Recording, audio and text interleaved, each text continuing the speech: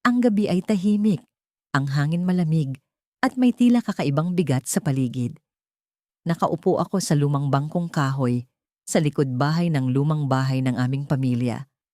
Ang ilaw ng buwan ay bahagyang tumatama sa mukha ko, ngunit ang mga mata ko'y nakatingin lamang sa madilim na kawalan. Ang bawat tunog ng kuliglig ay parang awit ng paalala sa akin, paalala ng sumpa na matagal nang gumugulo sa buhay ko.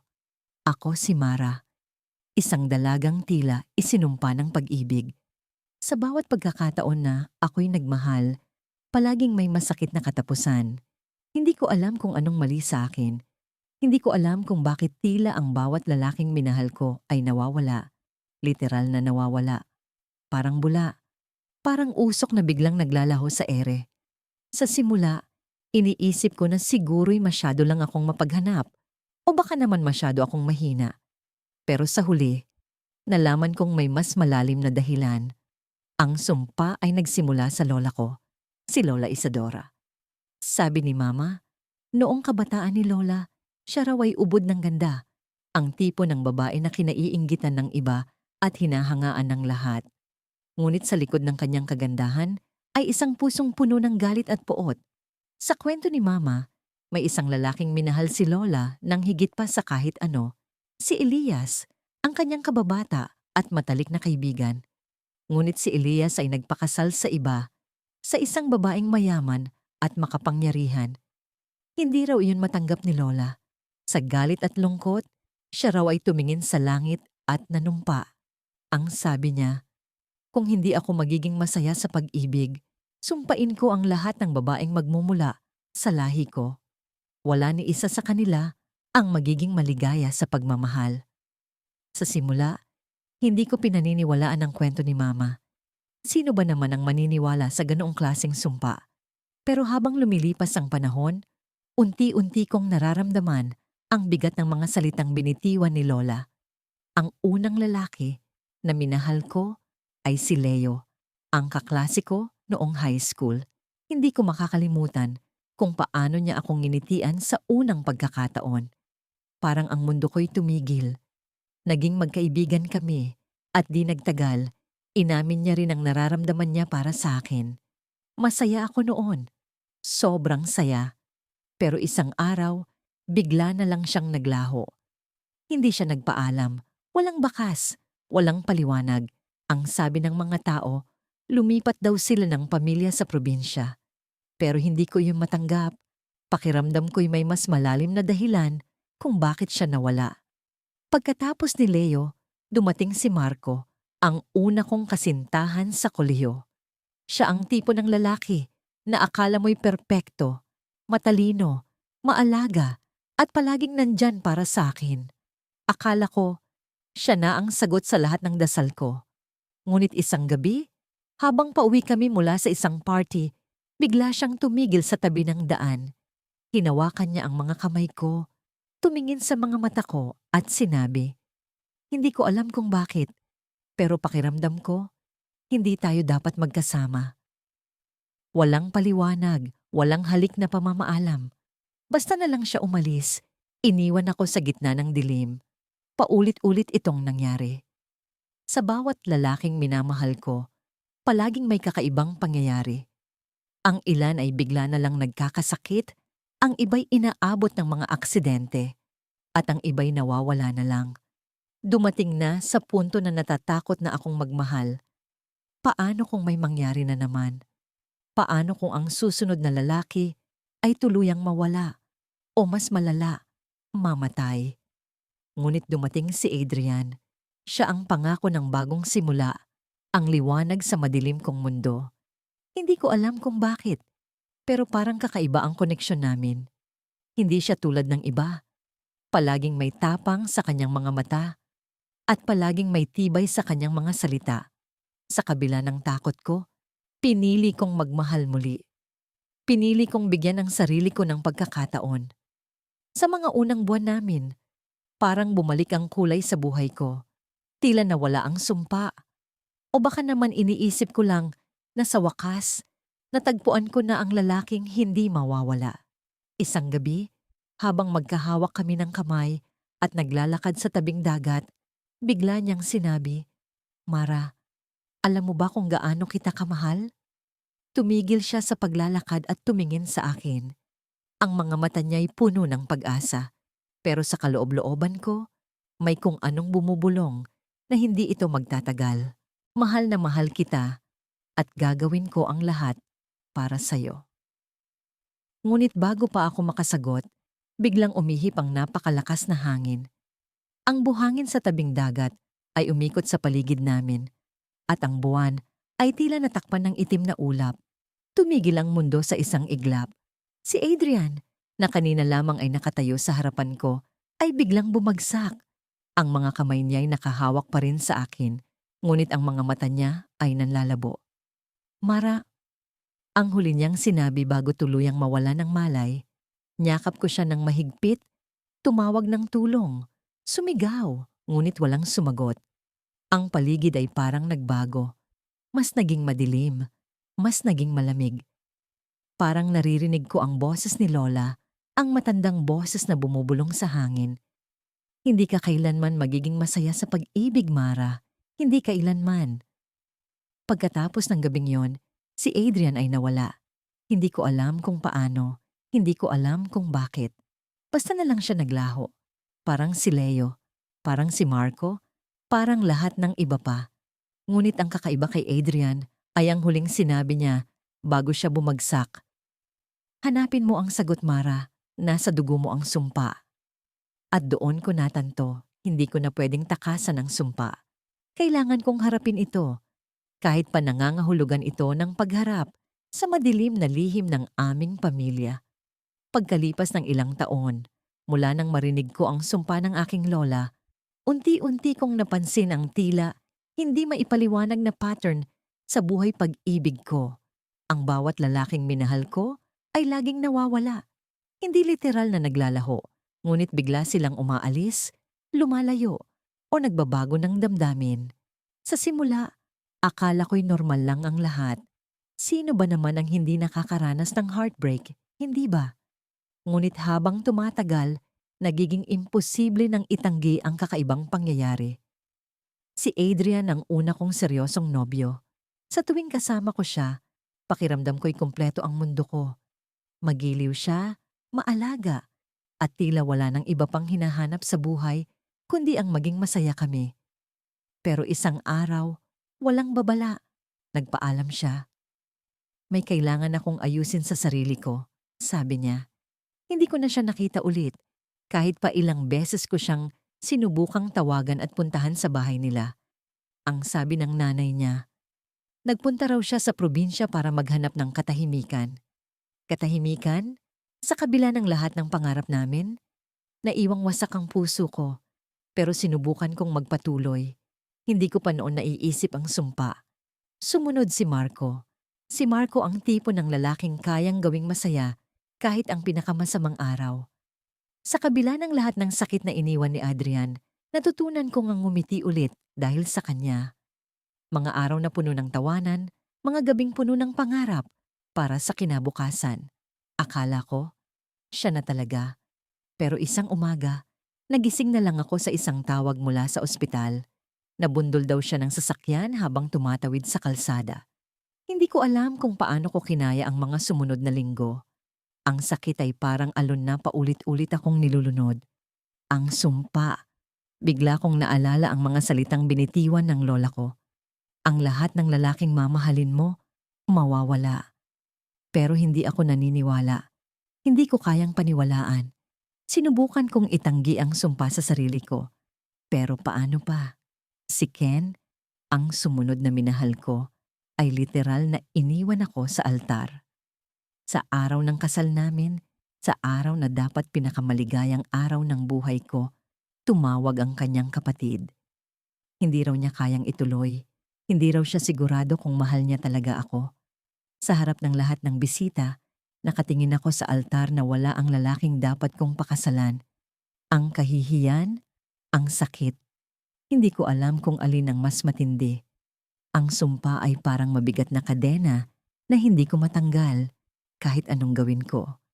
Sa huling pagkakataon, Sinubukan kong hanapin ang sagot.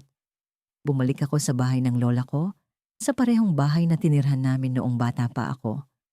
Matagal na siyang patay, pero ang mga alaala niya ay nananatili sa bawat sulok ng lumang bahay. Hinalungkat ko ang mga lumang kahon, ang mga lumang diary na iniwan niya. Sa paghalungkat ko, may natagpuan akong luma at punit-punit na papel. Ito ang sulat na tila isinulat niya para sa akin, pero hindi niya kailanman ibinigay noong nabubuhay pa siya. Isinumpa kita hindi dahil sa galit, apo. Isinumpa kita dahil nais kong protektahan ka. Ang bawat lalaking mamahalin mo ay mawawala. Hindi dahil sa akin, kundi dahil sa kanilang mga sarili. May madilim na anino na sumasama sa iyo, isang anino na hindi mo nakikita. Ang sumpa ay hindi para sa kanila. Ito ay para sa iyo. Hindi ko alam kung paano ito matanggal, pero tandaan mo, hindi ito ang wakas. Nanginginig ang kamay ko habang binabasa ang sulat. Anong anino ang sinasabi niya? Sino o ano ang nasa likod ng sumpa na ito? At bakit kailangang magdusa ang bawat lalaking minahal ko? Ang mga tanong ay naglalaro sa isipan ko habang nararamdaman kong bumibigat ang hangin sa paligid. Biglang tumigil ang orasan sa dingding. Ang tunog ng tiktik ay nawala at ang katahimikan ay tila bumalot sa buong bahay. Napatingin ako sa bintana. Sa labas, nakita ko ang isang matandang babae na nakatayo sa ilalim ng puno ng mangga. Hindi ko siya kilala, pero ang mga mata niya ay diretso nakatingin sa akin. Hindi siya gumagalaw, pero ang presensya niya ay parang nagpapakulo ng dugo ko. Sino siya? At bakit parang alam ko na ang sagot? Sa bawat pagpatak ng ulan sa bubong ng aming lumang bahay, nararamdaman ko ang bigat ng bawat sumpa na iniwan sa akin ng aking lola.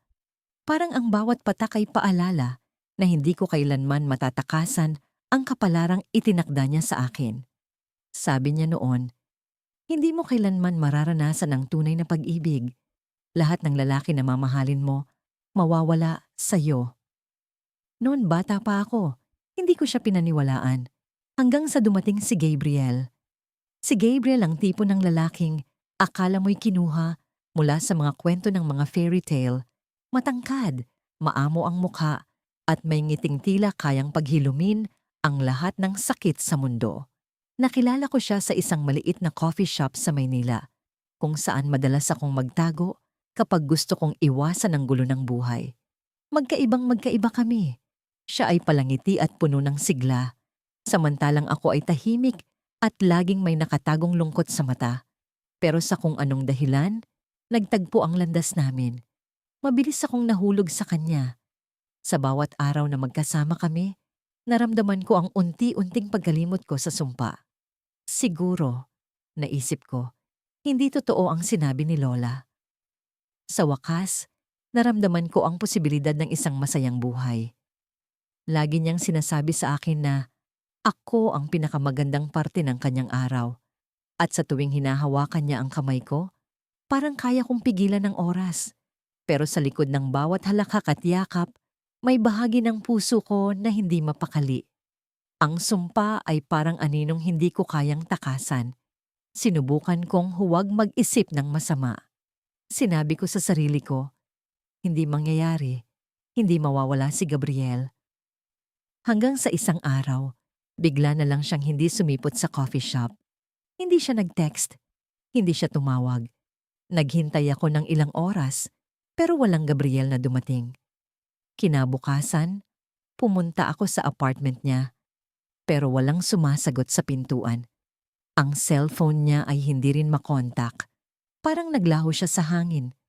Lumipas ang mga linggo, at sa bawat araw na walang balita tungkol sa kanya, pakiramdam ko ay unti-unti akong nilalamon ng sumpa. Isa na namang lalaki ang nawala sa akin. Hindi ko alam kung paano o bakit. Parang sinadyang burahin siya mula sa buhay ko. Pumunta ako sa mga pulis, pero wala silang natagpo ang ebidensya o kahit anong palatandaan na may masamang nangyari kay Gabriel.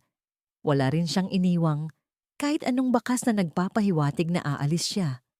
Ang lahat ay misteryo. Sa huli, napilitan akong tanggapin ang katotohanan. Wala na siya. At sa pagkawala niya, bumalik sa akin ang galit ko sa aking lola. Bakit niya kailangang isumpa ang buong buhay ko? Ano bang kasalanan ko? Hindi ba't karapat-dapat din akong magmahal at mahalin? Isang gabi, habang nakatingin ako sa larawan ni Gabriel na naka-frame sa mesa, naramdaman ko ang biglang pag-ihip ng malamig na hangin sa kwarto. Parang may presensya. Tumayo ang balahibo ko. Nang lingunin ko ang sulok, naroon ang isang itim na ibon, isang uwak na nakatingin sa akin. Hindi ko alam kung paano ito nakapasok, pero hindi ito gumalaw. Nakatingin lang ito, na parang may ipinapahayag. Sa isang iglap, parang ang buong kwarto ay napuno ng bigat ng sumpa. Ang uwak ay biglang tumahol ng malakas. At sa tunog nito, naramdaman ko ang pagbalik ng lahat ng sakit, lahat ng lalaking nawala sa akin. Lumuhod ako sa sahig, umiiyak, habang paulit-ulit kong tinatanong ang hangin, bakit? Pero walang sagot. Tanging katahimikan ang bumalot sa akin. Nang tumayo ako upang palayasin ang uwak, hindi ko na ito nakita. Naglaho na. Kinabukasan, nagdesisyon akong bumalik sa bahay ng lola ko sa probinsya. Hindi ko na kayang magtiis. Kailangan ko siyang harapin. Kailangan kong malaman kung paano ko matatakasan ng sumpa. Sa bawat kilometro ng biyahe, tumitibok ang puso ko ng mabilis. Hindi ko alam kung anong sagot ang mahahanap ko. Pero alam kong ito na ang oras para tapusin ang lahat. Pagdating ko sa bahay niya, sinalubong ako ng kabuuan ng lugar na tila nagbabadya ng panganib. Ang mga puno sa paligid ay nakayuko na parang binabaluktot ng hangin. Ang pintuan ay bahagyang nakabukas, pero walang tao sa loob. Nang pumasok ako, nakita ko ang lumang altar sa tabi ng kanyang kwarto, puno ng mga larawan at kandila. Ang isa sa mga larawan ay ang mukha ni Gabriel. Napahinto ang mundo ko. Bakit narito ang larawan niya? Hindi ko alam ang sagot, pero isang bagay ang malinaw. Ang lola ko ang may kinalaman sa pagkawala niya. Sa likod ng altar, may isang lumang kahon. Nang buksan ko ito, natagpuan ko ang mga piraso ng papel na may nakasulat na pangalan ng lahat ng lalaking minahal ko. Parang listahan ng mga biktima. Kasabay nito, narinig ko ang tunog ng mga yapak sa likod ko. Unti-unti akong lumingon at naroon ang lola ko, nakatayo, nakangiti. Sa kanyang kamay, may hawak siyang isang puting kandila na may itim na usok. Hindi mo kailanman matatakasan ng sumpa, sabi niya. Ang pag-ibig ay hindi para sa iyo. At ang huling tanong na bumalot sa isipan ko, sino si Gabriel para sa kanya? Lumipas ang mga buwan matapos ang huling pagkalas ng relasyon ko kay Gabriel, ang lalaking akala ko'y siya na ang magiging wakas ng mga lumbay ko. Sa unang pagkakataon, pinilit kong huwag magtanong kung saan ako nagkamali. Hindi ko na ginawang hukayin ng sakit. Hinayaan kong lunurin ako ng kawalan, ng pag-iisa, ng malamig na gabi, kung saan ang mga yakap ay naging alaala na lamang. Ngunit sa tuwing magtatangka akong bumangon, nararamdaman ko ang bigat ng sumpa. Para itong nakapasan sa aking balikat, isang bagay na hindi ko maipaliwanag, ngunit alam kong naririyan. Nagsimula akong maniwala. Hindi ito biro, hindi ito katangisip. Ang sumpa ng lola kong si Rosa, ang matandang umalis sa mundong ito nang may galit sa puso para sa akin, ay totoo. Si Lola Rosa ang tumayong ina ko noong bata pa ako. Siya ang nag-aruga sa akin mula nang mawala sa eksena ang tunay kong ina. Ngunit sa likod ng kanyang pag-aaruga, may nararamdaman akong malamig na distansya. Hindi ko alam noon kung bakit. Pero habang lumalaki ako, unti-unting lumitaw ang mga hiwa ng kanyang galit. Hindi mo alam ang ginawa ng nanay mo sa pamilya natin. Madalas niyang bulong habang tinuturok ang kanyang baston sa lupa. Tuwing binabanggit niya ang nanay ko, nag-aapoy ang kanyang mga mata, para bang ang sarili kong dugo ang sanhi ng lahat ng kasawiang dinanas niya. At sa huling pag-uusap namin bago siya pumanaw, doon niya ibinulalas ang kanyang sumpa. Huwag kang magtaka, anak, kung hindi ka kailanman magiging masaya sa pag-ibig. Ang lahat ng lalaking mamahalin mo, mawawala. Alam mo kung bakit? Dahil karga mo ang kasalanan ng nanay mo at ako ang nagbigay ng parusa, hindi ka kailanman magkakaroon ng tahimik na buhay. Akala ko noon ay pananakot lang yon ng matandang mapait. Akala ko maaari kong takasan ang kanyang mga salita. Ngunit sa bawat lalaking dumating sa buhay ko, tila nagiging totoo ang banta niya. Mula kay Marco, ang unang lalaking minahal ko na niloko ako at sumama sa iba. Kay Dennis, ang lalaking bigla na lang lumisan ng walang paalam. Hanggang kay Gabriel, ang nag-iisang taong naglakas loob, ipaglaban ako, ngunit tinapos ang relasyon dahil sa matinding depresyon. Lahat sila nawala. Sa kabila ng lahat, may parte ng sarili ko na ayaw sumuko. Sa isang gabi ng kawalan ng pag-asa, nagpasya akong magtungo sa lumang bahay ni Lola Rosa. Wala nang nakatira roon mula nang mamatay siya, pero naroon pa rin ang mga alaala, ang mga pader, na saksi sa kanyang galit. Alam kong mali, pero may bahagi ng puso ko na umaasang may mahanap akong sagot. Kahit pa kaunting linaw, ang bahay ay madilim, puno ng alikabok at amoy ng nakaraan. Ang bawat hakbang ko sa kahoy na sahig ay parang mga pintig ng puso kong takot. Sa loob ng kwarto niya, sinalubong ako ng mga larawan, lahat ay luma at kupas. Sa isang sulok, may isang kahon na tila nagtatawag sa akin. Binuksan ko ito at natagpuan ko ang mga sulat na hindi ko inaasahang makita. Mga liham para sa nanay ko. Maria, hindi ko kayang patawarin ang ginawa mo. Nakasulat sa isa, sinira mo ang buhay ng pamilya natin. Dahil sa'yo, iniwan ako ng asawa ko. Dahil sa'yo, wala akong natirang pagmamahal para sa anak mo. Habang binabasa ko ang mga sulat, unti-unting nabuo ang larawan. Ang nanay ko pala ang dahilan ng hiwalayan ng lola at lolo ko. Ang nanay ko ang dahilan kung bakit lumaki akong walang katahimikan at ako ang naging salamin ng galit ni Lola Rosa. Ngunit may isang sulat na iba. Ito ang huling liham niya, hindi para sa nanay ko, kundi para sa akin. Lia, patawarin mo ako. Hindi ko alam kung paano ko nagawang isumpa ang sarili kong apo. Ang galit ko sa iyong ina ay naging galit ko sa iyo at hindi ko yon maitatanggi. Ngunit hindi mo kasalanan ang lahat ng ito. Hindi ko alam kung paano kita mapapalaya mula sa sumpa ko. Ngunit kung naririnig mo ito sa hinaharap, sana'y mahanap mo ang paraang makawala. Hindi ikaw ang problema, Lia. Ako. Hawak ko ang liham na yon sa nanginginig kong mga kamay. Para bang bumagsak ang buong mundo sa akin. Ang sumpa ay hindi dahil sa kasalanan ko, kundi sa galit na hindi kayang kontrolin ng lola ko. Ngunit paano ko ito mababago? Paano ko sisimula ng buhay na walang takot sa pagkawala? Sa pagbabalik ko sa bahay, isang hindi inaasahang bisita ang sumalubong sa akin. Si Gabriel. Naroon siya, nakatayo sa harap ng pintuan, hawak ang isang bulaklak. Akala ko'y iniwan na niya ako ng tuluyan. Pero bakit siya naririto? Lia, hindi ko alam kung bakit, pero hindi ko kayang mawala ka sa buhay ko. Wika niya habang nagtatama ang aming mga mata. Naramdaman ko ang init ng pag-asa sa puso ko. Ngunit sa likod ng lahat ng iyon, may isang tanong na bumabagabag sa akin. Ang sumpa ba ay nagbago na? O ang pagbabalik ni Gabriel ay siya ring simula ng mas matinding trahedya? Pagkalipas ng ilang buwan, muli kong sinubukang buksan ang puso ko. Hindi ko alam kung bakit may bahagi sa akin na palaging umaasa.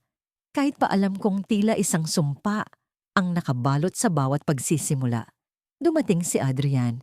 Hindi siya katulad ng mga nauna. Mabait siya, tahimik, at may mga mata na tila laging nagtatanong.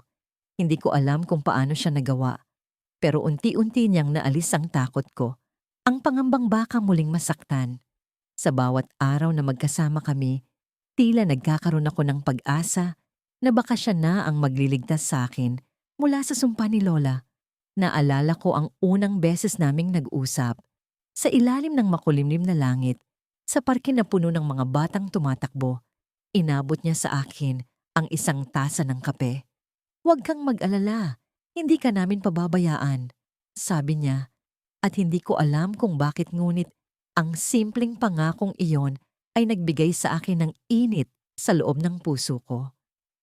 Hindi ko siya pinahalagahan ng una, ngunit sa bawat araw na nagdaan, natututunan kong mahalin ang kanyang mga tahimik na kilos, ang paraan ng paghawak niya sa kamay ko, ang malambing niyang pananalita, ang mga lihim ng ngiti na parang para lang sa akin. Ngunit ang sumpa ay laging nagbabantay. Sa gitna ng mga masasayang sandali, naroon ang aninong palaging nagbubulong na hindi ito magtatagal. Isang araw habang naglalakad kami sa tabing dagat, may naalala akong kwento mula kay Lola. "Ang pag-ibig mo ay katulad ng tubig sa buhangin," sabi niya noon. "Maganda sa simula, pero laging nawawala." Ipinagkibit balikat ko yon. Hindi ko hahayaan na sirain ng mga alaalang yon ang kasalukuyan ko. Ngunit nang sumapit ang gabi, nagising ako sa isang panaginip. Madilim na silid, malamig na hangin, at ang boses ni Lola na bumubulong. "Hindi mo siya mapapanatili," wika niya, paulit-ulit, hanggang sa tila bumagsak ang bigat ng mundo sa dibdib ko. Napabalikwas ako ng bangon, pawisan, at nandoon si Adrian sa tabi ko, mahimbing na natutulog. Pinagmasdan ko ang mukha niya, ang mapayapang ekspresyon na parang walang anumang problema sa buhay. "Adrian," bulong ko, halos hindi marinig ng hangin. "Mahal kita." At alam kong totoo iyon, ngunit alam ko rin na hindi sapat ang pagmamahal para mabali ang sumpa. Kinabukasan, nagising kami na tila walang nangyari. Masaya siya, masaya ako, pero naroon ang kaba sa puso ko. Sinubukan kong itago ang takot, ang pangamba na baka sa araw na yon ay magsimula na namang mawala ang lahat. Ngunit si Adrian ay parang araw sa gitna ng taglamig. Mainit, maliwanag, puno ng pag-asa. Hindi ko alam kung paano niya nagawa, pero tinulungan niya akong mabuhay sa bawat sandali. Ang mga tawanan namin, ang mga lihim na usapan, ang mga yakap na tila walang hangganan. Hanggang sa dumating ang gabi na nagbago sa lahat. Nagpunta kami sa isang restaurant na paborito niya. Sinabi niyang may sorpresa siya, at habang hinihintay namin ang pagkain, inilabas niya ang isang maliit na kahon mula sa bulsa niya. Natulala ako. Hindi ko alam kung ano ang ibig sabihin nito. Ngunit nang buksan niya ang kahon, nakita ko ang isang singsing. "Alam kong hindi pa tayo matagal na magkasama," sabi niya, titig na titig sa mga mata ko. "Pero nararamdaman ko na ikaw na ang taong gusto kong makasama habang buhay." Hindi ako nakapagsalita. Ang puso ko ay parang sasabog. Ang takot ay nakikipaglaban sa saya. Ngunit bago pa man ako makapagbigay ng sagot, biglang umalingaw-ngaw ang tunog ng basag na plato mula sa kabilang mesa. Napalingon kami at sa isang iglap, nagbago ang lahat. Si Adrian ay biglang napahawak sa dibdib niya. Ang mukha niya ay napuno ng sakit. "Adrian!" Sigaw ko, ngunit hindi siya sumagot. Bumagsak siya sa sahig at ang lahat ng tao sa restaurant ay nagkagulo. Tumakbo ako palapit. Nanginginig ang kamay habang hinawakan siya. Ang mga mata niya, na dati puno ng saya, ngayon ay puno ng takot. "Hindi." Bulong niya, halos hindi ko marinig. "Mahal kita." At sa harap ng lahat, ang sumpa ay muling nagpakita. Ang lalaking minahal ko ay nawala sa isang iglap, tulad ng tubig sa buhangin. Ang singsing na dapat sana'y magiging simbolo ng aming pagmamahalan ay nahulog sa sahig, umiikot, ngunit hindi kailanman naisuot. Habang hawak ko ang malamig na katawan ni Adrian, narinig ko ang isang pamilyar na boses. Hindi ko alam kung guni-guni lang ito o totoo, ngunit narinig ko si Lola. "Sinabi ko na sa'yo," bulong niya. Ang boses niya ay parang alingaw-ngaw sa utak ko. "Ang pag-ibig mo ay sumpa." Napaluhod ako sa sahig. Ang mga luha ay bumuhos na parang isang ilog na hindi mapipigil. Sa harap ng lahat, sa gitna ng kaguluhan, naramdaman ko ang bigat ng katotohanan. Ang sumpa ay totoo at wala akong magagawa para labanan ito. Ngunit sa sandaling iyon, may narinig akong tunog. Isang tunog na parang pamilyar, ngunit hindi ko mawari. Napatingin ako sa likuran ko at nakita ko ang isang anino. Hindi tao, hindi hayop, ngunit naroon ito, nanonood sa akin. Sa kanyang kamay ay may hawak na bagay, isang lumang litrato ni Lola. At sa isang iglap, nawala ito, na parang usok na tinangay ng hangin. Sa mga sumunod na araw matapos ang muling pagkabigo ko sa pag-ibig, halos hindi ako makatulog. Ang mga mata ko'y bugbog sa kaiiyak at ang dibdib kong puno ng galit ay tila hindi nauubusan ng sakit. Lagi kong naiisip ang huli naming usapan ni Ethan. Ang lalaking akala ko'y siya na ang magpapalaya sa akin mula sa sumpa ng aking lola. Ngunit tulad ng lahat ng nauna sa kanya, iniwan niya ako. At hindi lang iniwan, basta na lang siyang nawala. Walang paliwanag, walang paalam. Para bang bigla na lang nilamon ng lupa ang kanyang buong pagkatao. Isang gabi, habang nakahiga ako at pinipilit na makatulog, naramdaman kong may malamig na hangin na dumampi sa aking pisngi. Hindi ko alam kung dahil ba ito sa bintanang nakabukas o sa kung ano, pero bigla akong nagising at nanginig. Napatingin ako sa sulok ng silid at doon ko napansin ang isang aninong gumalaw. Agad akong bumangon, hinanap ang pinagmulan ng liwanag, ngunit wala. Nanatili akong nakatitig sa sulok na yon hanggang sa marinig ko ang isang mahinang tawa mula sa likod ko. Pagharap ko, nakita ko ang lola ko. Oo, ang lola kong namatay na mahigit 10 taon na ang nakararaan. Nakatayo siya sa harap ng kama ko. Suot ang lumang bestida niyang kulay abo. Ang parehong bestida na suot niya noong huling gabi na nakita ko siyang buhay. Ang mga mata niya ay singtulis ng mga patalim at ang kanyang mga labi ay may nakakalokong ngiti. Anong ginagawa mo dito? Ang sigaw ko, ngunit parang walang tunog na lumabas sa aking bibig. Ang takot na bumalot sa akin ay parang alon na dumurog sa lahat ng lakas ko. Hindi mo ba ako namimiss, Apo? Tanong niya, malumanay, ngunit puno ng lamig ang tono. Parang galit ka sa akin. Anong ibig mong sabihin? Tanong ko. Pilit na pinatatatag ang sarili ko. Ikaw ang may kasalanan ng lahat ng ito. Isinumpa mo ako. Bakit mo ginawa yon sa sarili mong dugo? Tumawa siya, ngunit hindi ito masaya.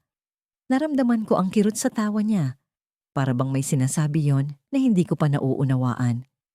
Hindi kita isinumpa dahil gusto ko. Ginawa ko yon para protektahan ka. Protektahan? Protektahan saan? Sa lahat ng sakit na nararamdaman ko ngayon? Sa lahat ng lalaking iniwan ako? Hindi mo ba nakikita kung gaano kasakit ang bawat araw na dumadaan sa akin? Lumapit siya. Hindi ko magawang umatras. Parang may humawak sa mga paa ko at itinali ako sa sahig. Nang halos magkalapit na ang aming mga mukha, naramdaman ko ang malamig niyang hininga sa aking balat. Hindi mo pa rin naiintindihan, ano? Ang sumpa ay hindi para sa'yo. Ang sumpa ay para sa kanila. Naguguluhan akong tumitig sa kanya. Anong ibig mong sabihin? Ang bawat lalaking minamahal mo ay nawawala dahil kung hindi, sila ang magiging dahilan ng pagkamatay mo. Para akong sinampal ng malakas. Ang mga salita niya ay paulit-ulit na umalingaw-ngaw sa aking isipan. Anong sinasabi mo? Isa kang tagapagmana ng kapangyarihang hindi mo hinihingi. Ang dugo ng ating pamilya ay isinumpa noon pa man. Ang bawat lalaking mamahalin mo ay susubukang sirain ka. Kung hindi ko nilikha ang sumpa, matagal ka nang wala. Hindi ko alam kung maniniwala ako sa kanya, ngunit ang mga mata niya, bagamat puno ng kirot, ay nagsasabi ng katotohanan. Ngunit mahal nila ako, Lola, hindi sila ganoon. Hindi mo alam ang lahat, sagot niya. May mga bagay kang hindi nakikita. Ang pagmamahal ay may ibang anyo, at hindi lahat ng anyo nito ay para sa kabutihan mo.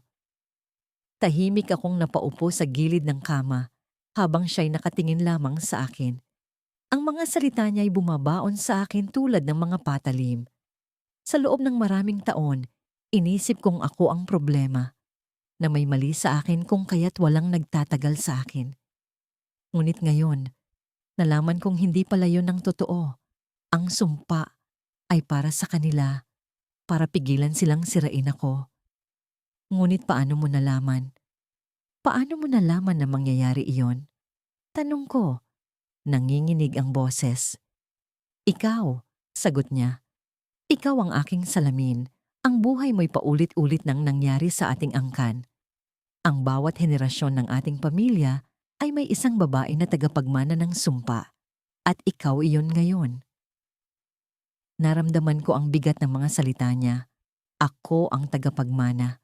Ako ang susunod na magdadalang hirap ng sumpang ito, tulad ng ginawa niya noon. Ngunit bago ko pa man maisip ang susunod kong sasabihin, biglang nagbago ang ekspresyon ng kanyang mukha. Ang mga mata niya ay biglang bumilog sa takot at tinignan niya ang paligid para bang may kung anong paparating. Wala na akong oras, bulong niya. Ngunit mag-ingat ka. Ang huling lalaki, siya ang pinakamapanganib sa lahat. Bago ko pa siya matanong, bigla siyang nawala. Ang silid ay bumalik sa katahimikan, ngunit ang puso ko'y bumibilis ang tibok. Ang huling lalaki? Sino? Si Ethan ba? O may iba pang paparating? Ilang sandali akong nanatiling nakatulala, hanggang sa makarinig ako ng tunog mula sa bintana.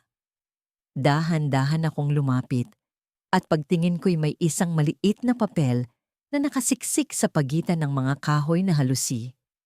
Binuksan ko yon, at sa loob ay may nakasulat na mga salitang halos ikapanindig ng mga balahibo ko. Hindi mo siya matatakasan. Siya ang magtatapos sa lahat. Pagkatapos ng gabing yon, hindi ko na alam kung saan pa ako hahanap ng lakas para magpatuloy. Ang sakit na nararamdaman ko ay parang isang matalim na kutsilyo na paulit-ulit na bumabaon sa puso ko.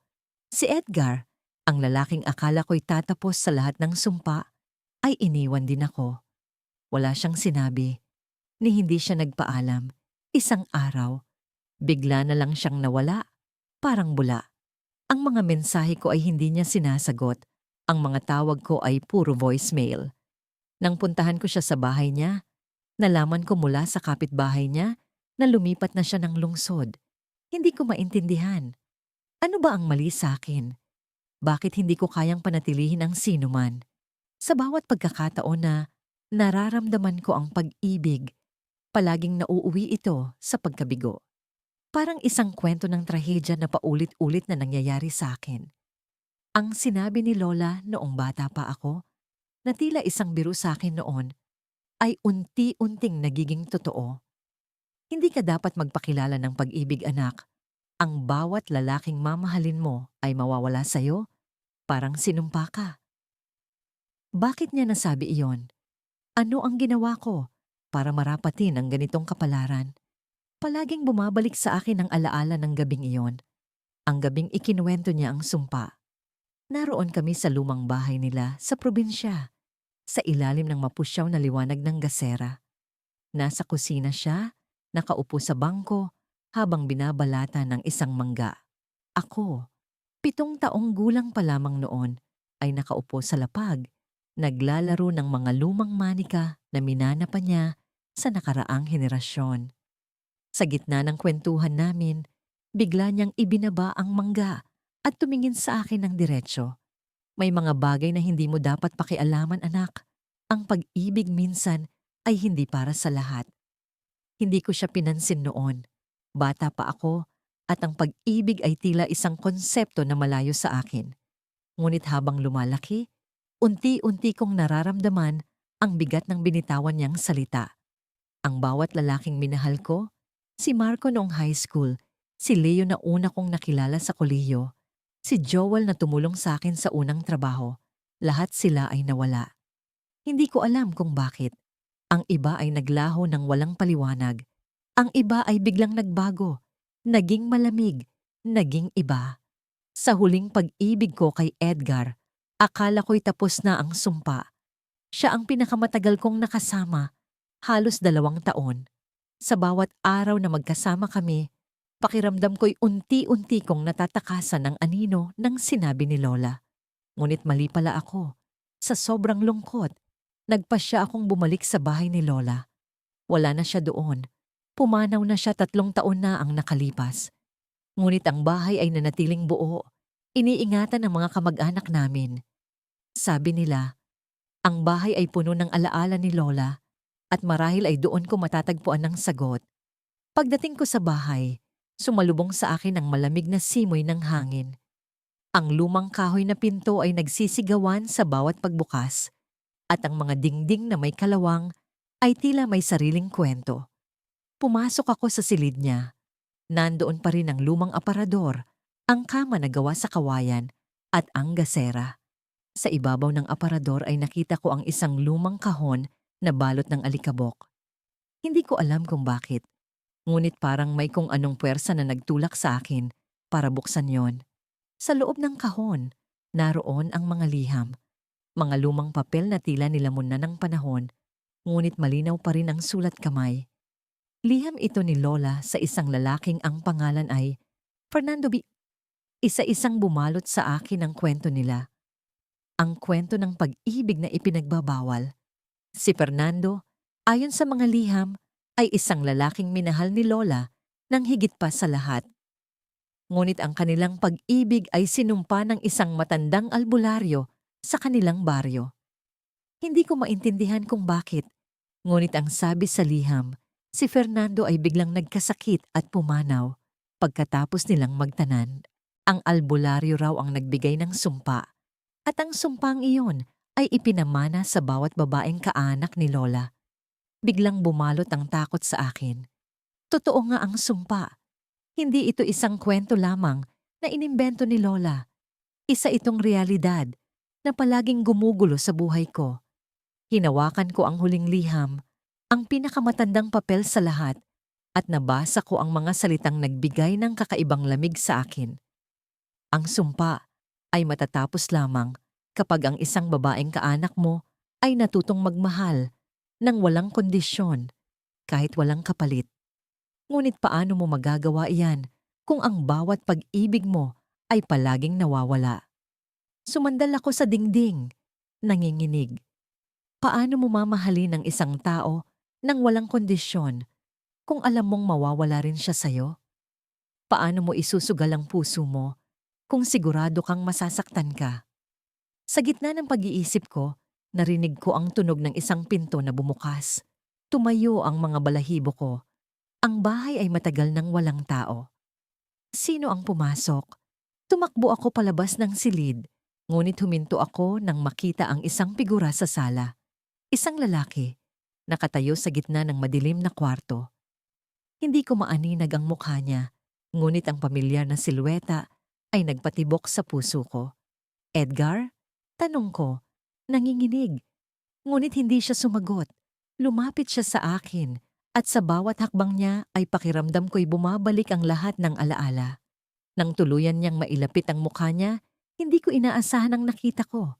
Ang mukha ni Edgar ay parang nabura. Walang mata, walang ilong, walang bibig, isang blangkong anyo. Natulala ako, hindi makagalaw. Paano ito nangyari? Paano siya naging ganito? Ang sumpa ba ang may kagagawan? Ngunit bago ko pa masagot ang sarili kong tanong, bigla siyang bumagsak sa sahig, parang isang manikang naputulan ng tali. At sa likod niya, naroon ang isang matandang babae. Ang albularyo. Nakangiti siya, tila nanunuya. Mahal mo ba siya ng tunay? Tanong niya. Ang boses niya'y malamig na parang hangin sa gabi. Hindi ko alam kung paano sasagot, ngunit bago pa ako makapag-isip, lumapit siya sa akin at bumulong sa tainga.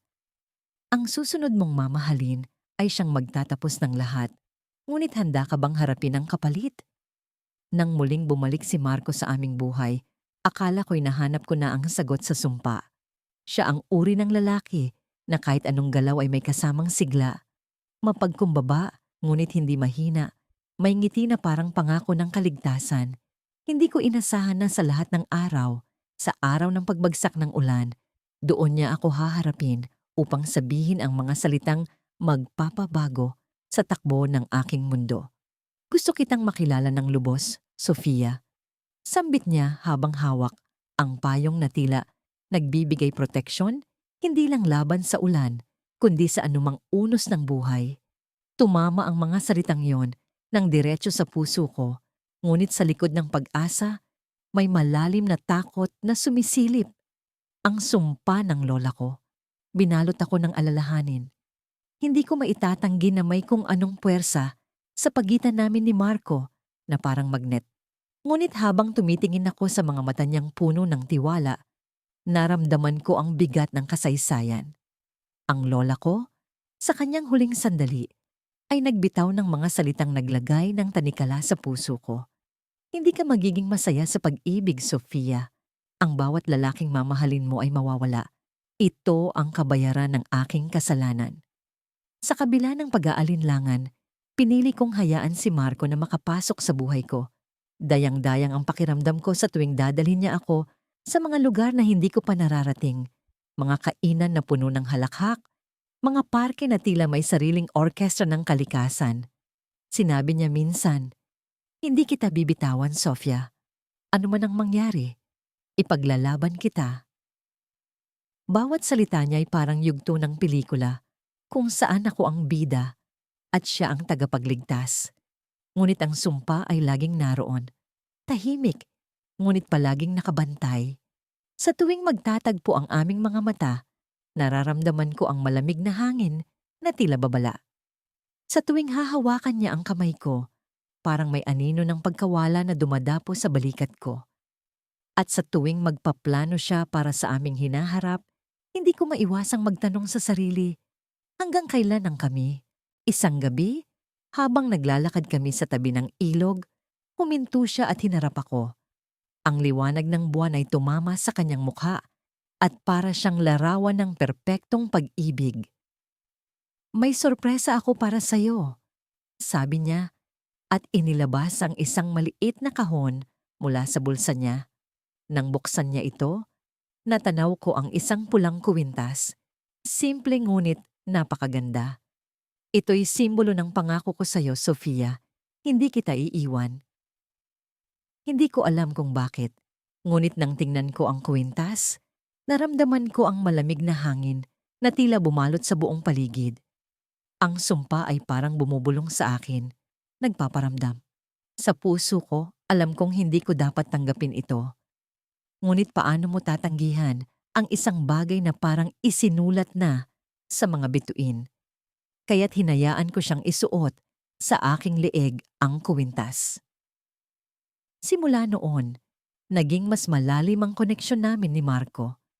Ang bawat araw ay punong-puno ng mga alaala na tila mga bulaklak sa hardin ng aming pagmamahalan.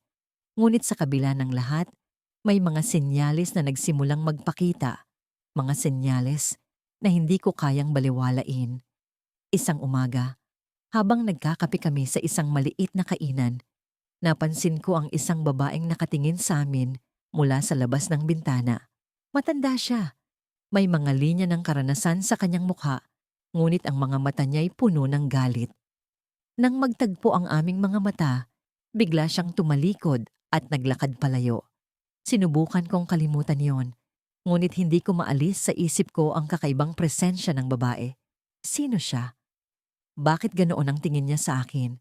Pagkatapos ng ilang araw, nagkita kami ni Marco sa parehong lugar. Ngunit sa pagkakataong ito, kakaiba ang pakiramdam. Tahimik siya, tila may iniisip na mabigat. Nang tanungin ko kung may problema, ngumiti siya ng pilit at sinabing, "Wala, Sofia, ayos lang ako." Ngunit alam kong may mali. Ang sumpa ay parang naninigurado na darating ang kanyang sandali. At dumating nga. Isang gabi, nakatanggap ako ng tawag mula sa isang hindi pamilyar na numero. Nang sagutin ko ito, ang boses sa kabilang linya ay bumaon sa puso ko. "Si Marco, nasa ospital siya. Kailangan mong pumunta." Parang umikot ang mundo ko. Nang makarating ako sa ospital, nakita ko siya sa isang kama, mahina, ngunit pilit na lumalaban. "Sofia." Bulong niya. Ang boses niya ay halos dumaan na sa hangin. "May sasabihin ako sa'yo." Bago pa siya makapagsalita, biglang pumasok ang babae mula sa kainan. Ang matandang babae na nakatingin sa amin noon. Sa pagkakataong ito, Ang mga mata niya'y puno ng puot. Lumapit siya kay Marco, ngunit tila ako ang pinatutungkulan niya ng kanyang mga salita. Hindi mo siya maaaring mahalin, Sofia. Ako ang dahilan kung bakit isinumpa ka ng lola mo. At alam mo kung bakit? Dahil ang kasalanan ay hindi nawawala kahit sa pag-ibig. Napaluhod ako sa harap ni Marco. Hindi makapaniwala sa naririnig ko. Sino ang babaeng ito? Ano ang ugnayan niya sa aming pamilya? Ngunit bago ko pa mahiling ang sagot, bumagsak ang kamay ni Marco mula sa gilid ng kama. Ang huling bulong niya ay bumalot sa akin na parang malamig na hamog. Huwag kang sumuko, Sofia. At sa sandaling iyon, nawala siya. Ang sumpa ay muling nagtagumpay. Ngunit bakit naroon ang babae? Ano ang tunay na dahilan ng lahat ng ito? Ang mga tanong ay parang mga sugat na hindi maghilom. Pagkatapos ng lahat ng trahedya sa buhay ko, akala ko'y natuto na ako. Akala ko'y maingat na ako sa pagpili ng taong mamahalin. Pero sa huling pagkakataon, nagkamali na naman ako. Si Marco ang pinakamabait na lalaking nakilala ko. Isang guro sa elementarya, maaliwalas ang mukha, palaging may ngiti, at tila ba taglay ang init ng araw sa bawat pagsasalita niya. Nakilala ko siya sa isang seminar tungkol sa edukasyon. Hindi ako guro, pero nagpunta ako para sa isang kaibigan. Sa unang tingin pa lang, naramdaman ko na ang kilig na matagal ko nang hindi nararanasan. Para bang bumalik ang pagiging dalaga ko, ang pananabik sa pag-ibig na puro at walang bahid ng takot. Sa loob ng ilang buwan, naging malapit kami ni Marco. Hindi siya katulad ng ibang lalaki. Hindi siya magulo. Hindi siya pabigla-bigla. May respeto siya sa akin, kahit sa mga alaalang pilit kong tinatago. Hindi ko kailangang magsinungaling sa kanya. Alam niya ang madilim na bahagi ng buhay ko, pati na ang sumpa ng lola ko. Pero hindi siya natakot. Hindi ako naniniwala sa ganyan. Sabi niya minsang tinanong ko kung bakit hindi siya nag-aalala. Ang mahalaga, ikaw ang mahal ko, hindi ang mga kwento mo. Sa unang pagkakataon, naisip ko, baka kaya ko nang baguhin ang kapalaran ko. Baka si Marco ang susi para wakasan ang sumpa ng lola ko. Hindi ba't sinabi niya noon na ang sumpa ay bunga ng pagmamahal na puro galit? Pero paano kung ang pagmamahal ko kay Marco ay sapat para burahin ang lahat ng sakit at galit na yon? Baka siya na ang sagot sa lahat ng tanong ko. Nasa gitna kami ng parke nang magtapat si Marco ng nararamdaman niya. Puno ang paligid ng mga bulaklak at ang hangin ay malamig, ngunit hindi nakakakilabot. Para bang sinadya ng tadhana ang sandaling iyon. Hinawakan niya ang kamay ko at tumingin ng diretso sa mga mata ko. Hindi ko alam kung ano ang plano mo sa buhay, pero gusto kong maging bahagi nito. Mahal kita, Mia. Hindi ako nakapagsalita. Gusto kong sumigaw ng tuwa. Gusto kong sumabay sa hangin na tila inaawit ang pangalan ko. Pero sa likod ng lahat ng saya, naroon ang takot. Paano kung tama ang sumpa? Paano kung si Marco rin ay kunin ng tadhana? Ngunit sa huli, nanaig ang puso ko. Tumango ako. At sa unang pagkakataon, naramdaman ko ang kagalakan na tila walang hanggan. Lumipas ang mga buwan at mas naging masaya ang relasyon namin. Naging paborito siya ng pamilya ko, pati ng mga kaibigan ko. Naisip ko, marahil ay nagkamali ang lola ko. Marahil ay hindi naman talaga ako isinumpa. Marahil ay ang takot ko lang ang bumabalot sa akin, ang gumagawa ng sariling multo sa buhay ko. Ngunit isang araw, nagbago ang lahat. Isang gabi, nagising ako sa malakas na tunog ng sigaw mula sa labas ng bahay. Agad akong tumakbo sa pintuan, takot na takot. At doon ko nakita si Marco, nakahandusay sa kalsada, duguan, ang mukha'y puno ng pasa. May mga tao sa paligid, ang iba'y tumatawag ng pulis, ang iba'y nagbubulong-bulungan. Hindi ko alam kung ano ang gagawin. Tumakbo ako papunta sa kanya, niyakap ko ang katawan niyang tila nawalan na ng buhay. Mia, bulong niya, halos hindi ko marinig. Huwag kang magsalita, Marco, umiiyak kong sabi. May darating na tulong. Huwag mo akong iwan. Ngunit sa huling sandali, ngumiti siya. Ang ngiti niyang dati nagbibigay liwanag sa akin, ngayon ay tila ba nagtatapos na ang lahat. Mahal kita, bulong niya bago tuluyang pumikit. Hindi ko alam kung gaano katagal akong nakaluhod sa kalsada. Yakap ang malamig na katawan ni Marco. Ang paligid ay naging malabo. Ang ingay ay nawala. Para bang bumagsak ang buong mundo sa balikat ko. Sa likod ng lahat ng sakit, naramdaman kong may malamig na hangin na dumaan sa akin. Isang hangin na tila ba may pamilyar na presensya. Nang tingnan ko ang paligid, nakita ko ang isang matandang babae sa gilid ng kalsada. Hindi siya kilala ng mga tao, ngunit ang tingin niya sa akin ay parang alam niyang lahat ng nangyari. Ang lola ko. Hindi ko alam kung paano siya naroon. Hindi ko rin alam kung bakit siya nanatiling nakatitig sa akin. Ngunit nang tumingin ako sa mga mata niya, naramdaman ko ang galit na matagal ko nang iniwasan. Ang galit na tila ba bumabalot sa bawat pagkatao ko. Tumayo siya, nilapitan ako, at sa huling sandali, bumulong siya. Sinabi ko sa iyo, Mia, hindi mo malalampasan ang sumpa. Pagkatapos noon, nawala siya, parang usok na nilamon ng hangin. Sa araw na yon, nagbabanta ang kalangitan ng ulan. Ang hangin ay malamig at tila may dalang babala, ngunit hindi ko pinansin. Nakaupo ako sa harap ng isang maliit na kainan sa baryo. Hinihintay ang pagdating ni Martin, ang bagong lalaking nagbigay liwanag sa madilim kong mundo. Halos 3 buwan na kaming magkasama. Siya ang unang nagpakita sa akin ng tunay na malasakit matapos ang sunod-sunod na pagkabigo sa pag-ibig. Sa kabila ng sumpa ni Lola, naniniwala akong siya ang magtatapos sa lahat ng sakit na iniwan ng nakaraan. Habang hinihintay ko siya, bumalik sa akin ang huling sinabi ni Lola noong bata pa ako.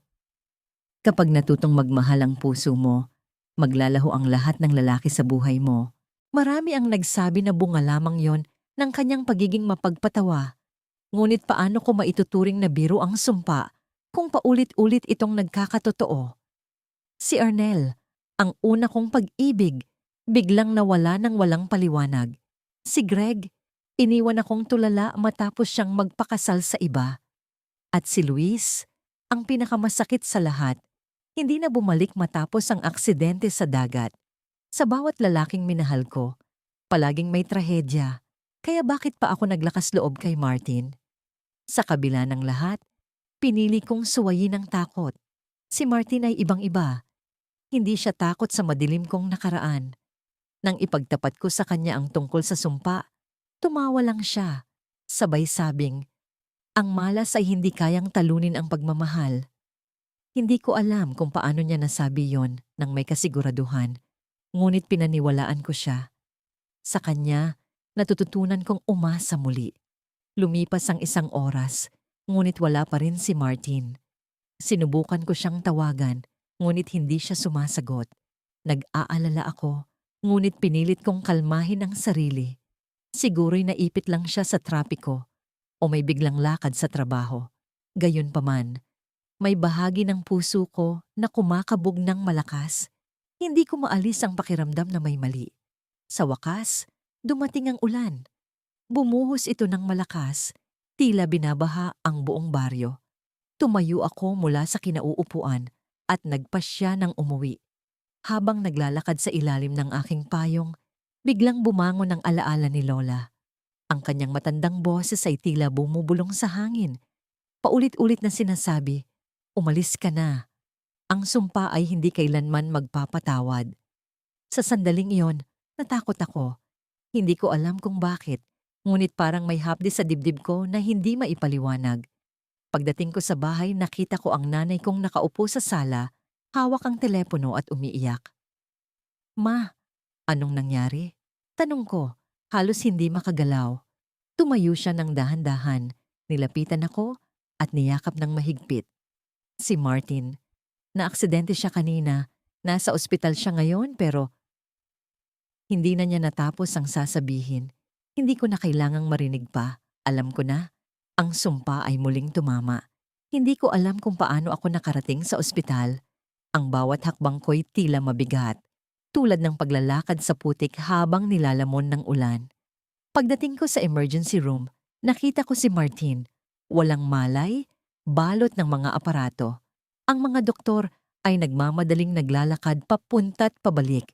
Ngunit ang mundo ko'y tumigil. Hindi ko siya kayang lapitan. Hindi ko kayang makita ang taong minsang nagbigay sa akin ng pag-asa na ngayon ay nasa bingit ng kamatayan. Sa kabila ng sakit, may isang bagay akong naramdaman. Isang kakaibang init sa likod ng aking balikat. Nang lingunin ko ito, nakita ko ang isang matandang babae na nakasuot ng itim na bestida. Ang kanyang mga mata ay nagtama sa akin at doon ko siya nakilala. Si Lola. Lola, anong ginagawa mo dito? Tanong ko, halos hindi makapaniwala. Hindi na siya dapat nabubuhay. Matagal na siyang pumanaw. Ngunit naroon siya, nakatayo, at tila totoo. Hindi siya sumagot, ngunit naglakad siya palapit kay Martin. Inilapat niya ang kanyang kamay sa noo nito. Pagkatapos ay bumaling sa akin. Hindi ko ginusto ang sumpa. Ito'y ginawa ko para protektahan ka. Protektahan? Paano mo ako protektado kung lahat ng mahal ko ay nawala? Sigaw ko. Hindi alintana ang mga taong nasa paligid. Hindi mo naiintindihan. Ang bawat lalaking nagmahal sa'yo ay nanganganib. Ang sumpa ay hindi para sa'yo. Ito'y para sa kanila. Kung hahayaan kong matuloy ang pagmamahal, ang buhay nila ang kapalit. Hindi ko alam kung paano sasagutin ang sinabi niya. Sa kabila ng galit ko, may bahagi ng puso kong naniniwala sa kanya. Ngunit bakit si Martin? Bakit kailangang siya ang maparusahan?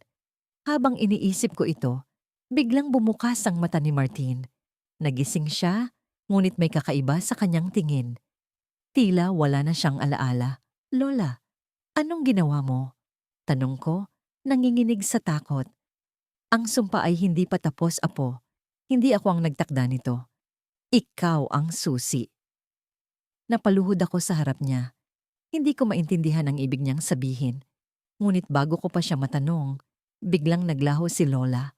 Ang ulan sa labas ay tumigil. Ngunit ang puso ko'y nananatiling binabaha ng tanong.